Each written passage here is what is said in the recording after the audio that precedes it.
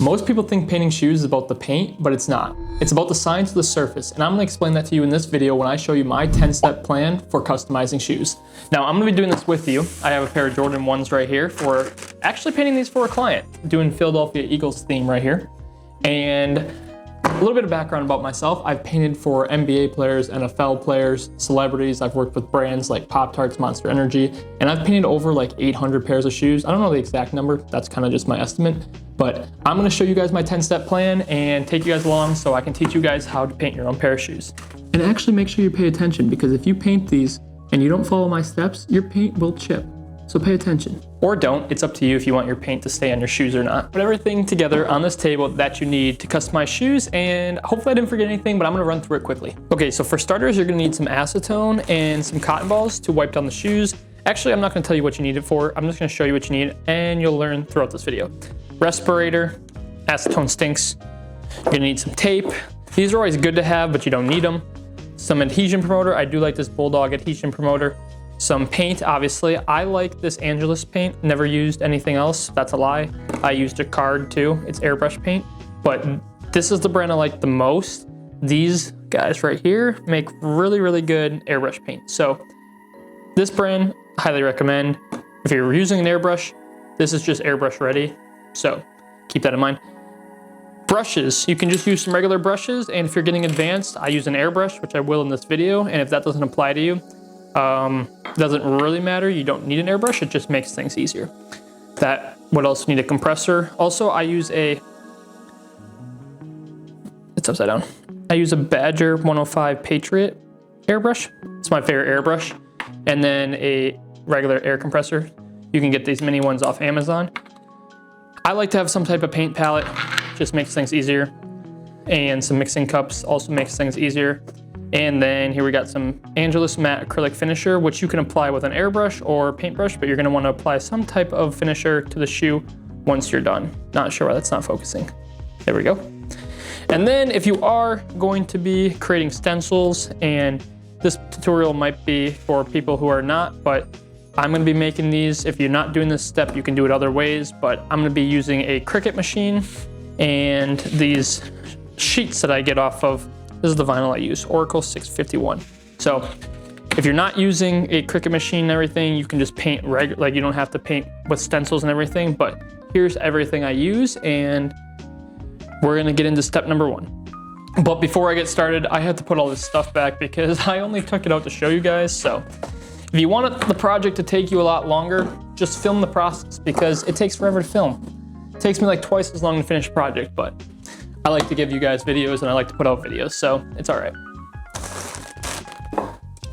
Okay, step number 1. The very first thing you should do is to take the laces out, because you're gonna be painting all over, and if you wanna put the laces back in, first off, they get in the way. Second off, if you wanna put the laces back in, chances are you'll probably be getting paint on them. So take the laces out, and if you wanna replace them with a different color, I like to use the white laces a lot, because you're supposed to keep these bottoms white because you're not supposed to paint on this rubber. Pro tip right there. And so I usually like the white laces to match the white bottoms. So a lot of times I don't do a lace swap, which I know a lot of people do, but it really depends what I think looks best. So take them out. Step number 1, it's an easy step. Can't mess it up. Bada bing, bada boom. Here we are. No laces, perfect canvas. You don't have to work right on white shoes either, but I really like to work on white shoes. They don't have to start out white, but it's like a blank canvas. So it's what I like to start on. Okay, step number 2 is acetoning these shoes. So you're gonna need some acetone, which I put mine back there. Probably should get that. Acetone, and I do highly recommend one of these. I already said that when I was telling you guys about the supplies. I do recommend this. You're gonna wanna put this on. I won't be able to talk to you guys too much during this, but maybe I'll do a voiceover breaking down how I'm doing this, but I'm gonna put this on. And then when I have that on, you use a cotton ball, you just dump white, and you're gonna do circles all over the shoe. In every area, hit every area like 3 times, make sure you get everything, clear the whole shoe. You're not cleaning the shoe, you're wiping it if it's factory finished so the paint can adhere. So do not skip this step, and do not miss a spot. Get every single spot on this shoe that's gonna get paint. Just do what I said and you'll be golden. And if you think you look like an idiot with this on, you probably do. A few pieces of advice I'll give you when acetoning is to go through a few times, 2 or 3 times, and hit the areas that crease. So if I were to crease the shoe, I'm not going to because it's not my shoe, but if I were to walk, this whole spot right here and through here is gonna crease. So make sure you hit those areas, maybe spend a little extra time on those because that's what's gonna crack first on your paint. So that's just a tip to keep these as durable as possible. Okay, step number 3, and this is where most people get lazy, and it's the tape job. So I'm gonna be showing you guys where I put each kind of tape. I'm gonna start with the blue tape that I do around the soles. And remember, the tape job is the only thing standing between a professional custom and making your shoe just look like a mess. So make sure you take your time and try what works best for you, but I'm gonna show you what works best for me. Okay, so we're gonna start by taping the bottoms, the soles, because you don't want paint on the soles. And if you see a custom with paint on the soles, it's not really professional because it's gonna chip off pretty easily. You can dye soles, but you can't paint them. So I just start by taking little strips of blue tape. This is how I like to do it. And I just line it up along the edge and I use my fingernail to lay it down. That works the best. And then you just fold it down, stick it, and then fold it over the edge. And then I continually do that all the way around the shoe. You want the whole sole covered, so make sure you do the bottoms as well. And this tape doesn't really peel up residue. Sometimes it's less sticky, but I find that I like that better than leaving a bunch of residue with this stuff on the soles because then you have to clean it off and it's a little less professional, doesn't look as good. So I'm gonna go ahead and just tape these up and then I'll show you guys what tape I use around the sock liner because this part is important too. Okay, once you got your soles all taped up like this, you're gonna wanna tape up the inside. And I already went ahead and did one just so I could show you guys what I was talking about. You wanna tape up the insole right here. And then I used a bunch of paper towel to cover the tongue and stuff. I also tape right there as well. Cause you don't want any paint on that either. If you're not looking to paint the tongue, which I usually don't, depending on what it is, I tape up there and cover with a bunch of paper towel. So I'm gonna be showing you guys how I do the inside. I also tape up along these right here, and you wanna make sure these eyelets are also taped because then it can spray through and hit your tongue as well. So I use the Scotch contractor grade tape for this because it holds really nicely because this material, obviously the sock liner is like soft. This material is hard to get paint or hard to get tape to stick to. So you're gonna wanna use something that has a stronger hold, and that I've tried a lot of tapes and this tape seems to do the trick there. Scotch contractor grade masking tape. Works great, let me show you. Okay, it might be kind of hard for me to show you guys this at this angle and taping up is finicky. So I just take a piece and I'll do the same thing. I take my fingernail and I run along the line right here and I just tuck it in as close to the crevice of the sock liner and the leather.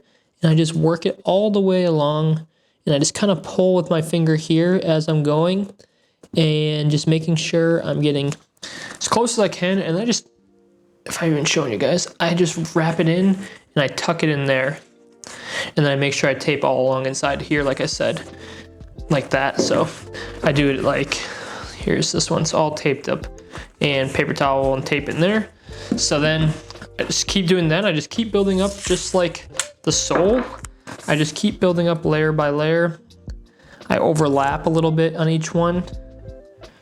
And I just kind of make sure it gets nice and tight in there, and then I wrap it. And then you should start to build up this nice sock liner tape line. So the reason why I'm so picky on this tape is it sticks well. The blue tape will not stick well to this, and it will peel while you're painting. And I'm gonna be airbrushing right here, so as I'm airbrushing, I don't want any paint to get under that tape and onto that sock liner because that sock liner bleeds. So I'm gonna go ahead and finish up that tape, and I'll show you guys how I tape and put paper towel in and everything, but I'm gonna go ahead and finish around here and we'll get to the next step. Okay, now that I got the sock liner all taped up right here, I'm gonna go ahead and lay a piece of tape across here. And then after that, all I do is really stuff the shoe with paper towel. So instead of just wasting a ton of tape and taping on the inside, I just stuff it with some paper towel. So just one line across there. And then I just take paper towel and I stuff it in the shoe, kind of like so.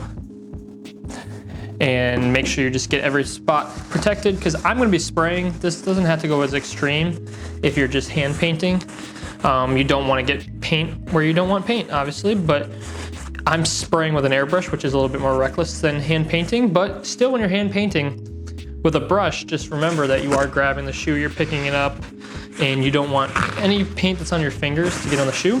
So you still might wanna do this, but this is a little bit extreme for that. But I have, when hand painting, I have got paint on spots where I didn't want paint. It's happened multiple times, multiple pairs, but. So this is basically, and now we are all taped up and ready to actually move on to the next step. I've taped up so many shoes now that it's starting to get easy, but let me know in the comments below what the hardest shoe has been for you to tape up. And for me, it's usually like cleats that have like the sock liner that goes up to the ankle, and you have to like fold it over and tape it up. It's not fun, but let me know in the comments. Okay, step number 4 is making stencils. And if you're not making stencils with me and you don't have a stencil machine and you're not airbrushing, you can just start drawing what you want on the shoe, because those are kind of interchangeable steps. So if I wasn't making the stencils, I would be sketching out my design on the shoe to hand paint in. But today we're airbrushing and making a stencil. So we're gonna be using my Cricut software, and then over there is my Cricut machine. So I'm gonna show you guys how I do that. Cricut software, which I love the Cricut machine. So if you're looking for a stencil machine, I would highly recommend the Cricut. I've been using this one for 7 years and it still works perfectly. Okay, maybe not perfectly, but it still works great. That's no better than perfectly, or no different. Anyway, I already went ahead and cut these out, and I edit. You just find these images off of Google and then you can make the silhouette. And we're gonna start by measuring the shoe and seeing, these are gonna be really small. These are just going on the sides, on the heel area. So we're gonna need these small, we're gonna measure them, get the right size, and then cut them out on the machine. Okay, so we're just gonna measure each one of these and see how big. So this is gonna be tiny. So the smaller you go with stencils, the harder it is to work with them, especially when I'm doing a multi-layer stencil, which I am here. And I have a mock-up I'm looking at to see the size.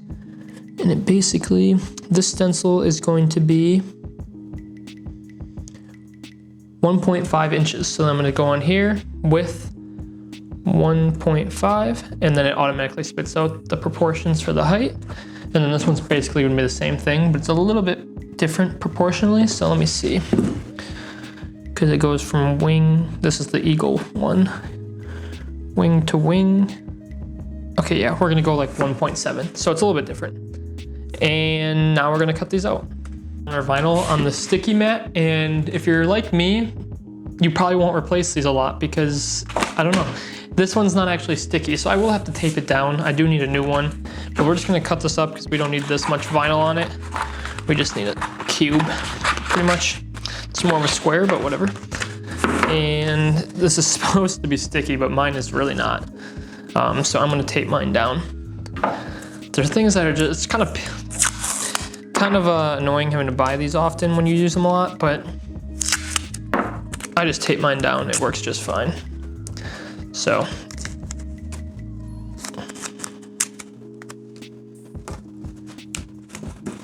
all right, we're good to go. Okay, we just connected this Bluetooth machine and set it to vinyl, and then pretty much just hit go. And this should be done pretty fast because it's not a lot of stencils to cut. The stencils are cut. Here's what we got. We're gonna have to cut more later. This is just the outline. Like I told you guys, Philadelphia Eagles, we got the new logo and their retro logo. One's going on each heel right over here. And now we're gonna move on to step 5, which is adding adhesion promoter and laying the stencils. Okay, I showed you guys earlier, but this is the adhesion promoter I use right here. And I'm gonna be putting on my mask because this stuff also isn't good for you. So either do this outside. I'm in Wisconsin, it's winter right now, so I'm not going outside to do it.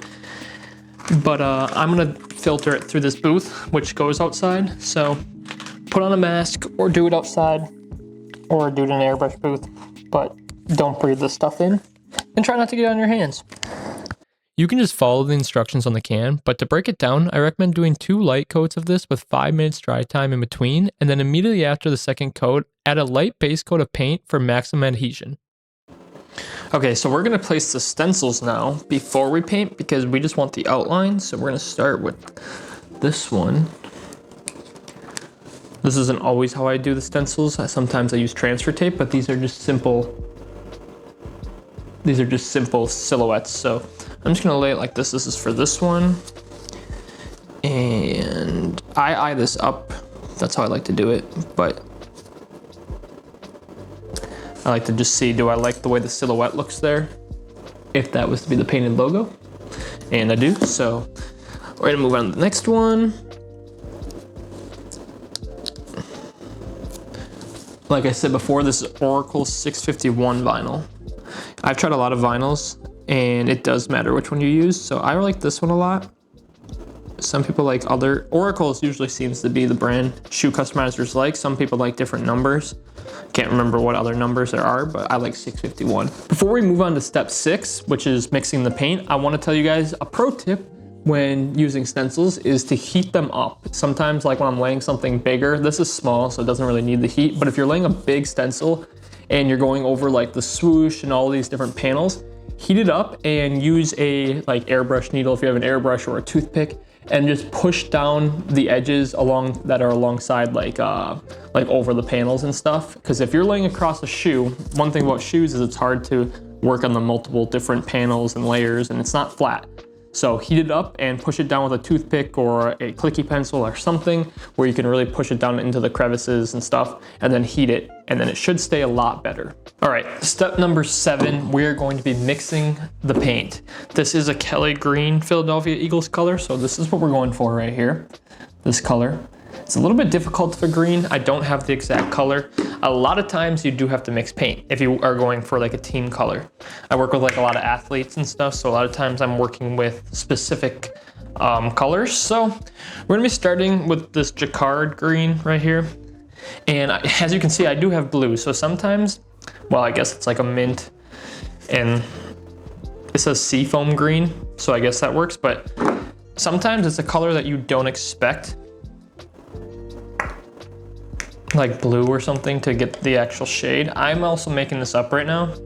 You get better as you do it. I used to not be so good at mixing, but now I'm pretty sure I can get like almost any color. But that's just from doing it so much. So we're gonna see how this comes out. We started with this as the base, and I'll show you guys up close what colors we're using. We're gonna be starting with this opaque green right here. I like the base of this, how it's kind of similar. It's kind of really hard to capture from a phone and a camera standpoint, but I really like the base of that. I'm gonna add in some dark green, which this is actually a custom color I already mixed. This is what I use when I work with Packer players. And then I'm gonna add in this light green. And if it needs to be lightened, I'll use this Grinch green, it's called, right here. And it's definitely gonna need one of these two to kind of give it that hue that I'm looking for. Probably the seafoam green, honestly. So we're gonna go ahead and try that. I'm gonna start by putting in this darker green because it does need to darken up a little bit, but I don't wanna put too much. This is turning out nicely. It definitely needs a little bit of darkening yet, I think. We're gonna go ahead and add more darkness. It's really about just experimenting until you get what you want. Actually, I really like that. We're gonna go with this color now. Sometimes mistakes work out nicely. Okay, as you saw, I didn't even end up using any of these colors, which I really thought I would, but it was a pretty simple mix. It ended up being opaque green from Jacquard, light green, and then this custom darker green that I have from my Packer Customs. And I would say they are quite the match. This one looks a little bit darker on screen, but I looked at some photos of them actually wearing the uniform, and I really like this, that matches. So let me show you guys what I started with, and I'll show you guys what I have now. Okay, I'm gonna show you guys why it's important to mix. So this is the first color I started with right here. So we're gonna look at this, watch this transformation. So that's what we had. This isn't really the exact color I wanted. And then this is the color we mixed from it. Let me clean this brush off. And then this is the color I mixed from it. And this is much, much closer to what I wanted. So take a look at this. See, there's big difference in the shades of these greens. And this is much, much more like what I wanted. So that's why we mix. We're on step number 7, and this step is very important to keeping your customs durable. It's the second most important thing, as I talked about acetone being the first, the prep work, is painting and painting the shoe right. So I'm gonna be airbrushing right here. I have my paint ready, and I'm gonna be airbrushing, but if you are just painting, the same kind of idea idea, sorry, make sure this paint doesn't drip all over. The same idea applies, is that you want to do really light coats, because if you paint on heavy, then the paint will crack a lot easier. So light coats with the airbrush, light coats with the paintbrush. So if you're painting, just dip the brush in a little bit. All right, my airbrush doesn't want to work right now. Oh, there we go. Okay, so your first coat will actually look a little bit different if you're painting, but here's what my first coat looks like with the airbrush. It's a little hard to go this light with a actual paintbrush, but this is my first coat. You can just see the green popping out, and we're good for that for first coat. Got to do the other side, but I'm gonna show you guys what it might look like if you're painting with a paintbrush. If I were to use a paintbrush on this, so I got my paintbrush right here. I'm just gonna be using the same paint from right here. So you just wanna get a very light amount. Actually, it doesn't really matter because you can spread it far. So I'm just gonna spread this as long as I can for as far as I can. You don't want it to look too wet in areas, so and this paint is actually airbrush paint because I mixed this color for my airbrush, so it shouldn't be this wet when you're using it, but see how much that little bit of my paintbrush spreads? You want to spread that out literally as far as possible. The farther the better. I'm not worried about getting on the sole right now, but you might want to tape it up. I do like to just do this. But you see how far that spreads? So that will help your customs be a lot more durable if you're not using the airbrush. So this was able to stretch from here all the way over to here. That's just one dip into here with the paintbrush. So spread that as far as you can, because the more you spread the paint, the more durable it'll be, the lighter the coat is. Same thing applies for the airbrush. The airbrush definitely looks less coated here. That's just how it looks. The paintbrush always saturates more than the airbrush coat, so like you can see the difference. This one will end up taking longer than this because I know it doesn't look like it, but you'll need less coats for this than you will hand painting. It gives it the best finish as well, so that's another reason why I like the airbrush. And yeah, you choose whatever one you want to do, but I like using the airbrush for my background. Okay, so this is coat number 2. So you can still see it's still not fully covered, but this is what we got for coat number 2.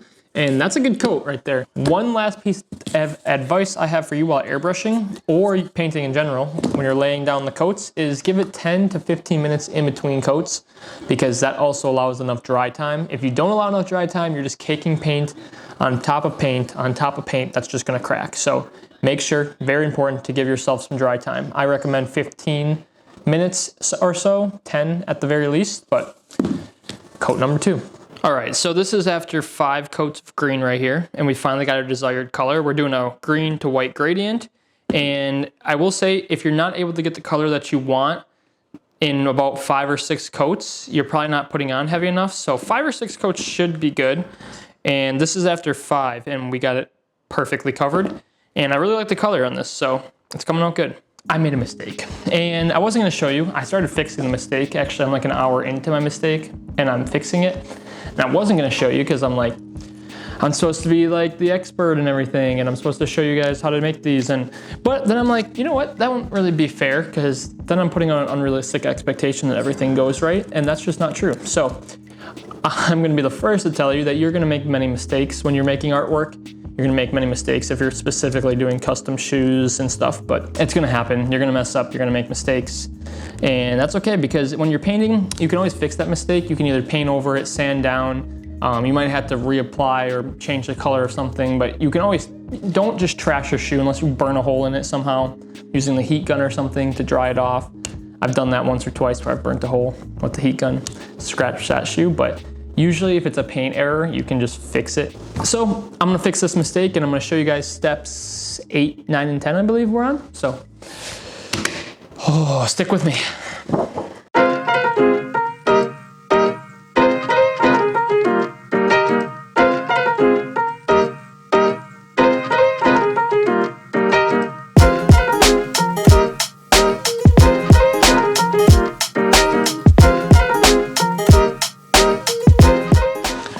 Step number 7, and at this point we're probably like 80% done with the shoe.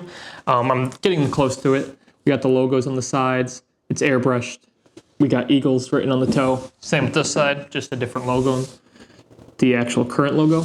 So we're doing touch-ups now. So everywhere you can find a spot where it needs to be touched up, you need to repaint, you need to wipe paint off, whatever you need to do it. I'm gonna show you where the touch-ups are on mine today, and we're just gonna be going with a detail brush and making all these touch-ups. Okay, so doing the touch-ups is actually very important because it can really tie it together. You might find little areas where you messed up or that just needs more paint. So make sure you take your time and really examine the shoe before you call it done. And because this is really the last step. This is like the last step you're gonna be laying paint down. Then we're gonna move on to step number 9 and then step number 10. Okay, a few spots that I'm gonna be touching up is on this logo right here. You can see those white spots right there. I'm gonna go and touch that up with my detail brush and make that black because it's supposed to be. And then on top of these swooshes, when I airbrush, you can see, let me zoom in. Let's get some light on this. So you can see all this extra green right here on top. So we're gonna use some white paint and a detail brush and we're gonna get all of that. And a lot of people skip this type of step because it takes a long time and it's just something that they get lazy with. If you do this and you actually touch up that paint right there, it's gonna look a lot more factory-like and you're gonna get the cleanest custom. So make sure you go ahead and do your touch-ups. And also, in the customizing world, we say make sure you paint your edges, which includes like painting your edges here, painting the panel edges, anything that's like this. I'm gonna take some green paint and I'm gonna lift this up and I'm gonna get the green paint under there because when you lift, so I have to do that as well. That's a pro tip as well. It's called paint your edges. Make sure you do it. All right, now that we got everything touched up, we're on step number 9, and that's to apply some sort of finisher. I use this acrylic matte finisher from Angelus, but you need to apply some sort of finisher to your customs to really help protect them. Now, this isn't like the most important step when it comes to making them durable. A lot of people think, oh, I'll just put a finisher on and my customs will be durable. Nope, that lies in the prep work and how you paint them, but this is a great added step to make sure it's durable. So I'm just doing, if you're using an airbrush, this is the way to do it. It's just light, even coats like this. Get the whole shoe covered. You don't want to go too heavy. It doesn't have to look wet or milky. Just a nice even coat. And do that, let it dry for 10 minutes and then do it again. And if you're doing this with a paintbrush, it's the same concept. You don't want it to be too wet, you just apply it with a paintbrush. But I like to use matte. There's all sorts of finishers you can use. Like I said, let it dry for 10 minutes and then do another coat. Step number 10 and the final step is just to relace your shoes. Now that all the hard work is done, all you have to do is put the laces back in. And if you guys did follow along with this video and made your own customs, go to kingscustoms.s on Instagram and share me what you made and let me know what you guys think of the video. I'd love to see what you guys are making and let you know what I think of them. So lace them up and we're all done.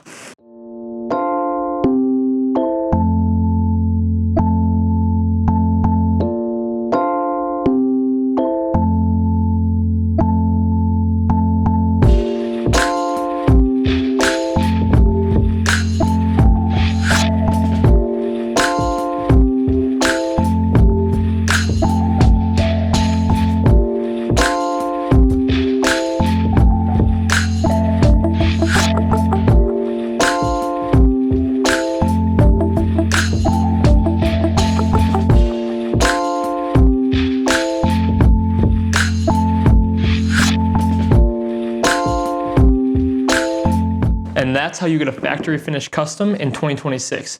If this video helped you guys, please leave a like and subscribe. Also, if you have any questions, leave them down below in the comments and I'll try to get back to every one of them. I hope you guys have fun creating and I'll see you guys in the next one. Pretty cool. Pretty cool.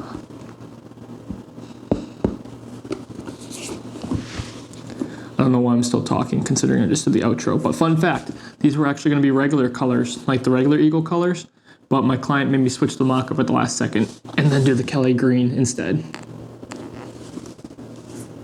Pretty cool.